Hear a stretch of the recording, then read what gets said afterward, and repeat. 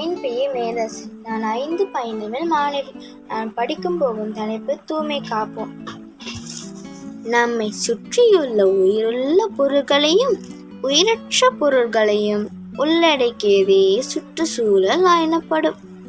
மனிதர்களும் பிற உயிரினங்களும் ஆரோக்கியமாக வாழ்வதற்கு சீரான சுற்றுச்சூழல் அடித்தளமாகும். நாம் போற்றும் சுற்றுச்சூழல் இயற்கையாகவும் மனிதர்களின் பொறுப்பற்ற செயல்களினாலும் மாசு அடைகின்றது. இயற்கையாக ஏற்படும் தூய்மைக்கேடு மனித வாழ்வில் பல தாக்கங்களை ஏற்படுத்துகின்றது. ஆனாலும் அது மீண்டும் சீராகும் ஆற்றல் கொண்டது எனலாம். மனித செயல்களினால் உண்டாகும் தூய்மைக்கேடுதான் மிக கொடூரமானது என கூறப்படுகிறது. இது பல இன்னங்களை தொடர்ச்சியாக தருவதாகும். மக்கள் தொகை பெருக்கமும் தொழில்நுட்ப வளர்ச்சியும் இதற்கு மூலம் எனலாம். இவ்வாறு ஏற்படும் சுற்றுச்சூழல் தூய்மைக்கேடுகளை நிலம், நீர், காற்று, ஒளி, வெப்பம் என பல வகையாக பிரிக்கலாம். மனிதர்கள் உயிர் வாழ முக்கிய தேவையாக விளங்கும் காற்று பல காரணங்களால் மாசு அடைகின்றது. எரிமலை வெடித்தல், காடுகள் தீப்பற்றி எரிதல் ஆகியவற்றால் தூசு, புகை, சாம்பல் போன்றவை காற்றில் கலந்து விடுகின்றது. இதனால் உயிரினங்களுக்கு சுவாச கோளாறு, தோல் வியாதிகள் போன்றவை ஏற்படுகின்றது.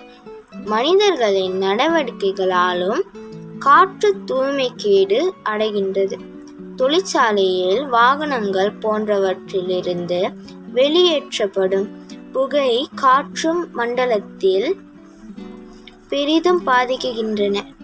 இக்காரணத்தினால் வானிலை மாற்றம், பசுமையில்லா நிலை, புகைமூட்டம், உடல்நல சீர்கேடுகள், தாவரங்களுக்கு பாதிப்பை ஏற்படுகின்றன. நாம் இயல்பான வாழ்க்கை வாழ இயற்கையை நேசிக்க வேண்டும். மாசுபடாத பூமியில் வாழ அனைவரும் பொறுப்புடன் செயல்படுவது அவசியமாகும். சுற்றுச்சூழலை பசுமையாக்க பாடுபட வேண்டும். அப்பொழுதுதான் இயற்கை அன்னை நம்மை நேசிப்பாள். நன்றி. வணக்கம். என் பெயர் சரவாணி சோமசுந்தரம். தூய்மை காப்போம். நம்மை சுற்றியுள்ள உயிருள்ள பொருட்களையும் உயிரற்ற பொருட்களையும் உள்ளடக்கியதே சுற்றுச்சூழல் எனப்படும். மனிதர்களும் பிற உயிரினங்களும் ஆரோக்கியமாக வாழ்வதற்கு சீரான சுற்றுச்சூழல் அடித்தளமாகும். நாம் போற்றும் சுற்றுச்சூழல் இயற்கையாகவும் மனிதர்களின் பொறுப்பற்ற செயல்களினாலும் மாசு அடைகிறது. இயற்கையாக ஏற்படும் தூய்மைக்கேடு மனித வாழ்வில் பல தாக்கங்களை ஏற்படுத்துகின்றது. ஆனாலும் அது மீண்டும் சீராகும் ஆற்றல் கொண்டது எனலாம். மனித செயல்களினால் உண்டாகும் தூய்மைக்கேடுதான் மிக கொடூரமானது என கூறப்படுகிறது. இது பல இன்னல்களை தொடர்ச்சியாக தருவதாகும்.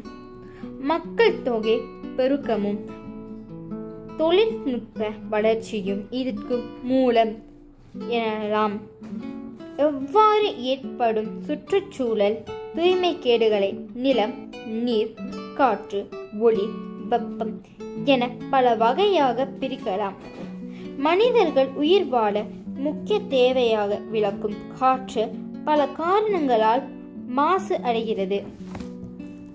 எரிமலை வெடித்தால், காடுகள் தீப்பற்றி எரிதல் ஆகியவற்றால் தூசு, புகை, சாம்பல் போன்றவை காற்றில் கலந்து விடுகின்றன. இதனால் உயிரினங்களுக்கு சுவாச கோளாறு, தோல் வியாதிகள் போன்றவை ஏற்படுகின்றன. மனிதர்களின் நடவடிக்கைகளாகும் காற்று தூய்மைக்கேடு அடைகின்றது. தொழிற்சாலைகள், வாகனங்கள் போன்றவற்றிலிருந்து வெளியேறப்படும் புகை காற்று மண்டலத்தில் பெரிதும் பாதிக்கப்படுகின்றது.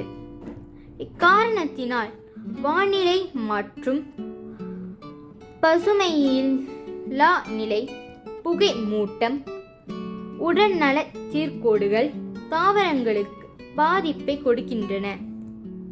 நாம் இயல்பான வாழ்க்கை வாழ இயற்கையை நேசிக்க வேண்டும்.